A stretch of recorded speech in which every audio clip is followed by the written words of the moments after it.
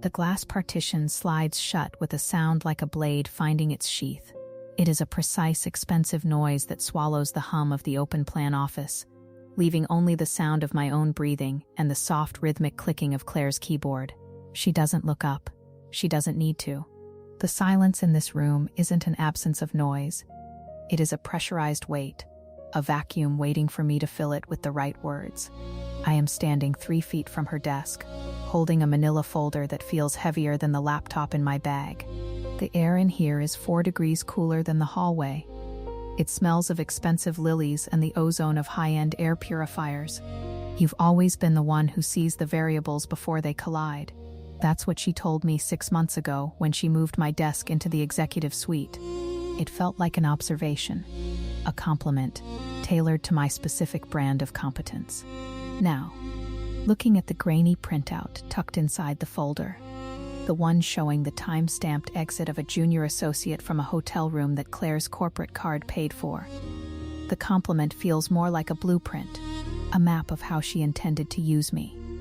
Fixing problems quietly is a skill. It is a discreet, professional talent that earns you 6 figures and a title that sounds like leadership. But as I watch the way the light catches the sharp silver edge of her privacy screen, I realize that silence isn't just a professional courtesy. It's a mortgage. The associate is 23. His name is Julian, and he has the kind of wide-eyed, institutional belief in meritocracy that makes him easy to dismantle. He's been calling my personal line for 3 hours. I haven't answered. I am waiting for Claire to tell me which version of the truth we are buying today. She finally stops typing. She leans back, her chair pivoting with a fluid, silent grace, and she looks at me, not with guilt, or even with the frantic energy of someone who has been caught, but with a terrifying, serene expectation. She looks at me the way a captain looks at a navigator when the clouds turn black. She isn't asking for help. She is waiting for me to report that the problem has already been solved. It's about the integrity of the firm, she says. Her voice is a low, steady alto. The kind of voice that commands rooms without ever rising in volume. She doesn't mention the hotel. She doesn't mention the fact that Julian was seen crying in the lobby.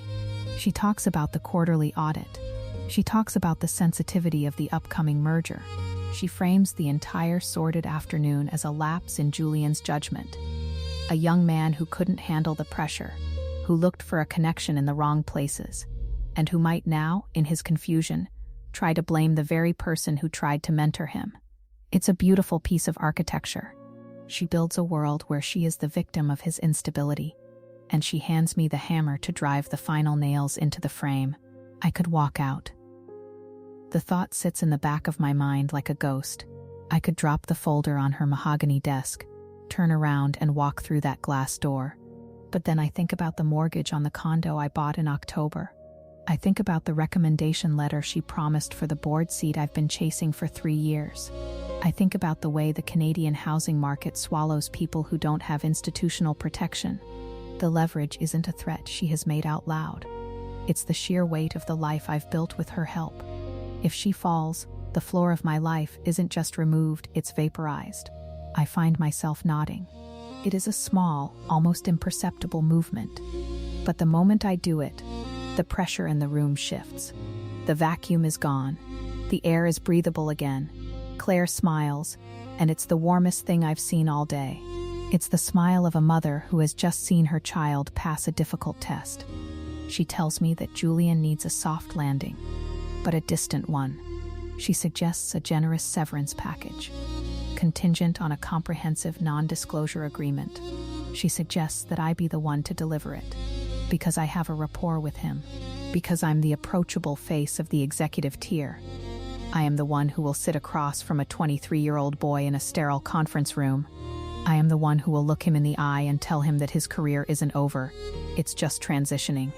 I am the one who will slide the pen toward him and explain that managing the fallout is just a part of the professional world he was so eager to join. I am the enabler, but as I watch Claire return to her emails, I realize she has outsourced more than just the dirty work. She has outsourced the shame. By the time I leave her office, I am no longer an observer of the crime. I am the architect of the cover-up, and I am telling myself, with a terrifying calm logic, that I am doing it for the good of the firm. The hallway is bright, the fluorescent lights reflecting off the polished marble floors with a clinical intensity. Every step I take toward the HR wing feels like a deliberate choice to ignore the vibration of my phone in my pocket. Julian is calling again. I stop by the water station, pressing the button and watching the clear, cold stream fill a paper cup. My hands are steady. That is the most frightening part. There is no trembling, no sudden rush of adrenaline. There is only the cold, hard competence of a woman who knows exactly how to make a problem disappear. I am not the victim here. I am the person who makes sure the victim stays quiet. And for that service, I will be rewarded with a seat at the table where the next set of victims will be chosen. I walk into the conference room. It's a glass box suspended over the city, a transparent cage. Julian is already there. He looks smaller than he did in the hotel footage. He looks like someone who hasn't slept in 48 hours. His tie slightly askew, his eyes red-rimmed. When he sees me, a look of profound relief washes over his face. He thinks I'm here to save him. He thinks I'm the one person in this building who will tell him the truth. I sit down across from him, placing the folder on the table between us. I don't open it. Not yet. I just look at him with a practiced, empathetic tilt of the head. "I'm so glad it's you," he whispers. His voice cracks, a small, fragile sound in the vast silence of the room. He starts to talk, the words tumbling out in a frantic, disorganized rush. He talks about the drinks after the conference, about how Claire told him he had infinite potential, about how she made him feel like he was the only person in the world who understood the vision she had for the firm. He talks about the hotel room, how it felt like a dream until the door clicked shut and the power dynamic shifted so violently he felt sick. He is looking for a witness. He is looking for someone to say, "Yes, I saw it too. Yes, she did this." I let him finish. I wait for the silence to return, for the air to settle. I don't look away. I don't blink. I let the silence stretch until he starts to shift in his chair, until the relief on his face turns back into a sharp, jagged anxiety. Then I speak. My voice is soft, professional, and utterly devoid of the judgment he is looking for. I tell him that I've looked at the logs. I tell him that the firm has a very strict policy regarding the use of corporate resources for personal encounters. I tell him that Claire is deeply disappointed, but that she wants to make sure he isn't ruined by this lapse in judgment. He stares at me. The confusion is so thick I can almost taste it. He asks me what I mean by personal encounter. I explain, with the patience of a teacher explaining a difficult concept, that from the perspective of an auditor, it looks as though he took advantage of a superior's hospitality. I suggest that any attempt to frame it otherwise would be seen as a desperate move by a junior employee facing termination for cause. I don't threaten him. I don't have to. I just describe the reality that has already been constructed around him. I show him the walls of the maze, and I show him the only door that is currently unlocked. "It's a severance package," I say, sliding the document toward him. "It's 3 times the standard amount. It's a clean break. No black marks on your record. A neutral reference. It's a fresh start, Julian. You're young. You have so much ahead of you. Why risk it all on a story that no one will believe?" He looks at the document. He looks at the pen. He looks at me. For a second, I see the recognition in his eyes. He sees the strings. He sees that I am the one pulling them, that I am the barrier between him and the person who actually hurt him. He realizes that I am not his ally. I am the person paid to make sure his pain doesn't cost the company money.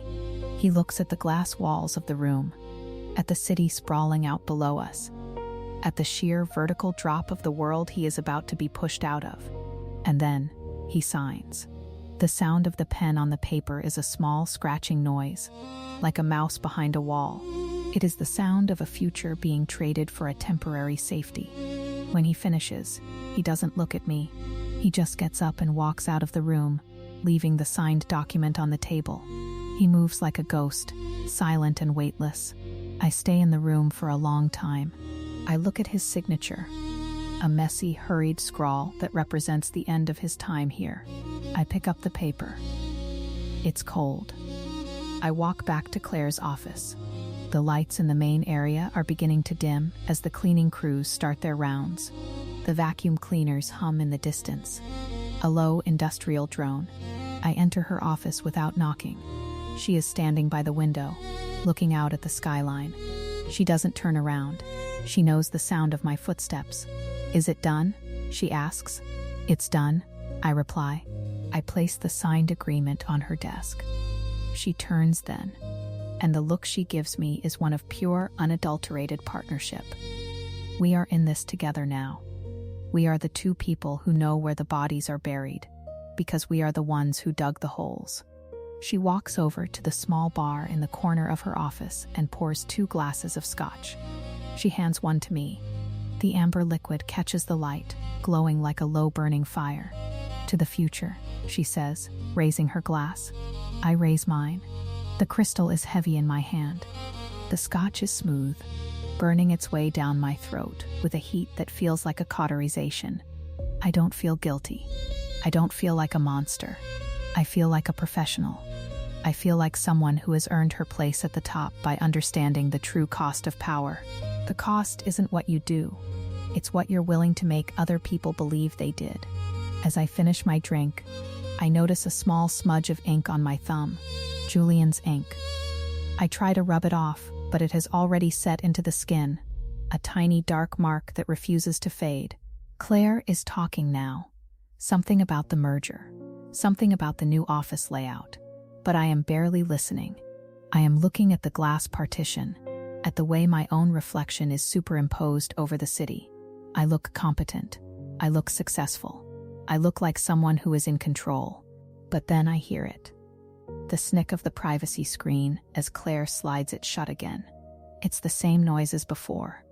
But this time, I am on the inside. I am in the cool, lily-scented air with the woman who knows exactly how much I am worth.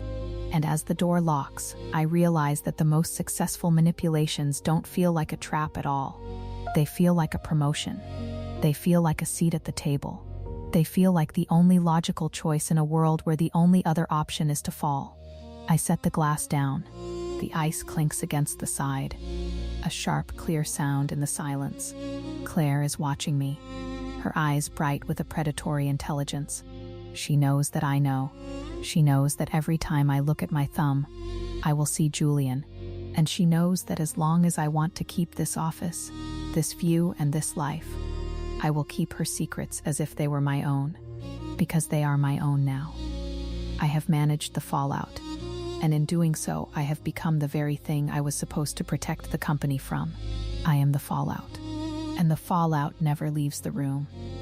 The lilies are starting to wilt at the edges, a brown decay creeping into the white petals. I reach out and touch one, the surface cold and waxy. Claire is back at her desk, her fingers flying across the keys again.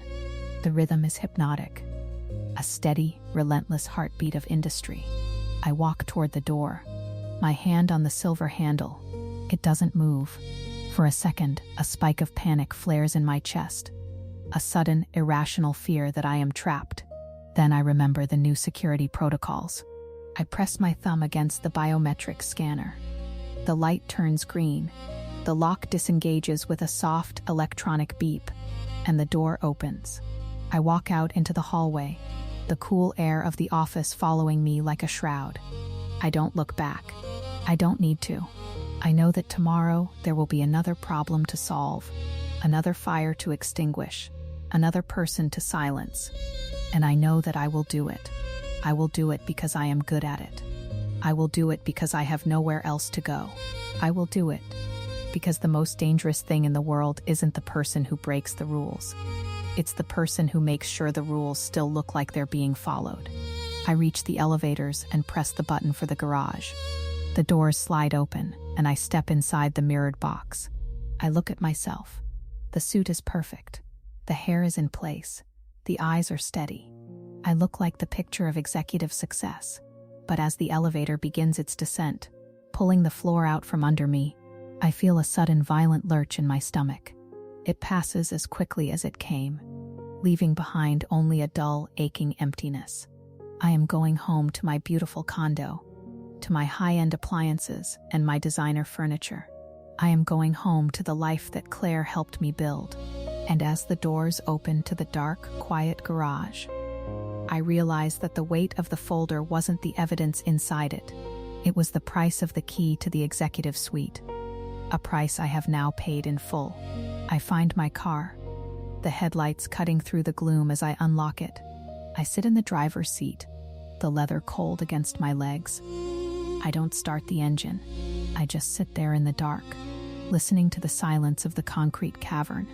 My phone vibrates in my bag. A text message from Claire. "Excellent work today. Get some rest. We have a big week ahead." I don't reply.